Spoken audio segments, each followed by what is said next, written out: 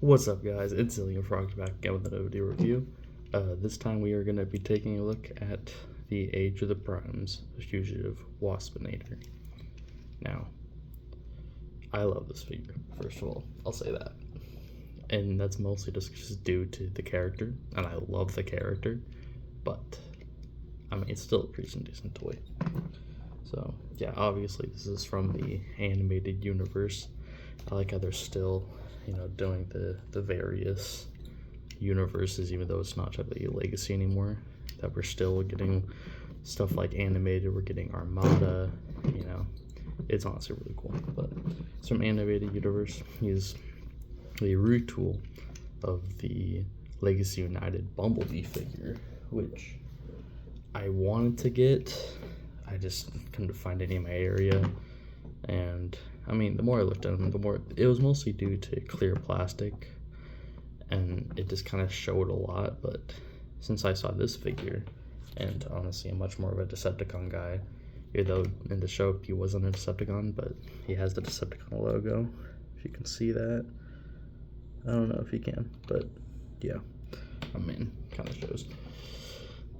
But anyways, I mean, him as a toy and in vehicle mode, he looks great. I mean, the shaping is spot on, I think, from the show, from the original toy. I mean, they get like those very exaggerated bulbous proportions that, the toy was known for and the character was known for. You see the front. I mean, the front of it's also amazing. You see all that detail from the grill to the lights. Looks like it's got the nice, the light. What's that called again? The siren. There you go. That's what that's called. The siren up top. I mean, I do say could be used a little more paint in the back of it. I mean, that is just all that main color. Even though the main color is, amazing. It's that nice bluish green that he had. You see some things of lime sticking out. You got the nice dark purple windows, which I wish that, I mean, this is also supposed to be a window, but they didn't paint it because the holes, or the pegs, well, peg holes. I mean, you also see a little bit of peg holes here and here. It's pretty much all that really is on the figure. Oh, obviously two on the back. You did see accessories as well. It's the classic rocket boosters that Bumblebee had in the show. They brought them here, but in the translucent purple. And the main part is purple. They just painted the fin silver, which I kind of wish they did more paint on these, such like they did on the Stinger bits, which you get that nice silver on there, contrasted with the translucent purple. As you can see, that they can also combine like so. It's I believe like a 3mm port, and put them to the sides of those pegholes like in the show. What's up? So yeah, I say it looks really cool. I will say that the only thing is that he's very small. I mean, Bumblebee was a small, him and Wasp were small in the show, but like as a toy, this is like a legend size almost, I'd say. Like, it's slightly bigger, and of course denser, but like dimension wise, it's almost a Legends. But yeah, enough of the car mode. Let's get them transformed. First thing I like to do is come to the back and kind of pop sections like so, so we can unleash the back of it. Let's fold it like so. Now, a little tricky part is that we kind of have to just kind of fiddle with the arms just to get them unpegged from the front of the car, and then try to pull down the arms like so. Now here's the part that I'm worried about, like stressing too much, and it's right here. So this lime green plastic section is pulled out. It's a very thin strut, and so you just have to be careful like so. and I'm worried about that part breaking in particular, especially if I force it, especially going from robot into vehicle, is that I kind of force it to be in there, and it kind of worries me. Other than that, I think it's a pretty solid transformation. So now we're just gonna take the hood section, unpeg it like so. What I like to do is come to the front and rotate like that, so that we have some clearance to pull down the legs from the hinge of the waist. Snap that, finish rotating so that the pelvis is facing forward. We adjust the arms, so fold down these on the shoulders. Rotate. And it's cool that we can flip out the arms and then close up those. So flip out, close, readjust, and then come to the legs, split it. Take these panels that are at the top of the hood of the car, unpeg them, fold them out. You take the feet, fold these down, and then spin this whole assembly around. There's the knee pads inside the hood. I'm gonna take those out, collapse. There you have the legs. Oh, well, there's also little heels inside right here that can just pop out like so. Next, come to the hood, fold that down like so, and it's kind of like on this hinge as well as that one. So fold that first, bottom hinge down, fold that, and we'll peg right in there.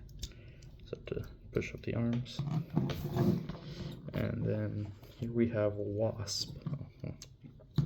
Here we have Wasp in his robot mode, and again, I really like it. It's really small. I mean, that's my hand compared to it's like barely as tall as my fingers. It's like maybe a head and a half, but it's a really nice figure. Colors, I mean, same color scheme, except you add a bit more of the lime green from his joints and his hands in there. It's really nice. His head sculpt, I'd say, is perfect. I mean, that's one of they're always doing good now, is these head sculpts. It really captures the character. And you can see that's a little asymmetrical. You can see that, the jawline. But I think that just adds more character, that he's just snarking at everybody, which fits in well. Other than that, posability, and we have, oh gosh, have ball joint in the head, look up that far just because of the cut, which I really enjoy, and then down that far. Arms are a little limited, mostly just due to transformation out of the size. Out that far, if you could try to move out a little bit more, but that's pretty much all you're getting. You have forward, and then a little bit more forward because of the transformation joint. Swivel just for the elbow. Elbow bends a little bit more than 90. A wrist swivel, which I'm really surprised in the size. Waist swivel, obviously for transformation as well. Then waist kick back, up that far, back that far. Move his arms out, do a good split like so.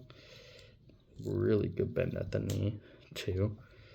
But then you get, like, if you can see that, that's the pivot you get. Which I wish it was a little more, but it kind of makes sense because the transformation, they couldn't really do much. But yeah, I mean, solid, decently solid posing, except for maybe the shoulders and those ankle pivots, but you can get them in some really good poses as well. Now, if we can bring the accessories back in, obviously, you can see them connected like that. You can hold them like normal blasters, like so. If you separate that, you can take these thrusters to the back, just like the Bumblebee. So there's a nice thruster pack, and with that cut in the neck, it can actually look like he's flying, which is really cool.